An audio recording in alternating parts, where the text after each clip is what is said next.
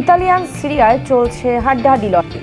এক সপ্তাহে এক দল শীর্ষে থাকলেও পরের সপ্তাহে আরেক দল উঠে যাচ্ছে শীর্ষে। এমন সময়ে পারমার বিপক্ষে ড্র করে পয়েন্ট হারিয়েছে বর্তমান চ্যাম্পিয়ন নাপোলি। এদিকে লেচ্চের বিপক্ষে কষ্টার্জিত জয়ের টেবিলের শীর্ষস্থান আরো মজবুত করল ইন্টার মিলান। ঘরের মাঠে পারমার বিপক্ষে গোল শূন্য ড্র করেছে নাপোলি। পুরো ম্যাচ নিয়ন্ত্রণে ছিল স্বাগতিকদের। ম্যাচে 69% বল দখলের পাশাপাশি 16টি শট নেয় নাপোলি, তবে গোল করতে ব্যর্থ হয় ইতালিয়ান ক্লাবটি। এই ড্রয়ের ফলে বড় দুইটি পয়েন্ট হারিয়ে টেবিলের 2-এ ওঠার সুযোগ হারিয়েছে ক্রিস্টিয়ান স্কেলিনির দল। 20 ম্যাচে 40 পয়েন্ট নিয়ে 3 নম্বর অবস্থান বর্তমান চ্যাম্পিয়নদের। এদিকে সুযোগের সদ্ব্যবহার করেছে ইন্টার মিলান। লেচ্চের বিপক্ষে 1-0 গোলে জয় পেয়েছে তারা। ইন্টারের হয়ে ব্যবধান গড়ে দেন পিও এসপোসিতো। 20 ম্যাচ শেষে 46 পয়েন্ট নিয়ে শীর্ষে রয়েছে ইন্টার। এক ম্যাচ কম খেলে 2-এ থাকা এসি মিলান 6 পয়েন্ট পিছিয়ে। শিরোপার দৌড়ে আছে জুভেন্টাস ও রোমাও। দুই দলই 39 পয়েন্ট নিয়ে টেবিলের 4 ও 5-এ অবস্থান করছে।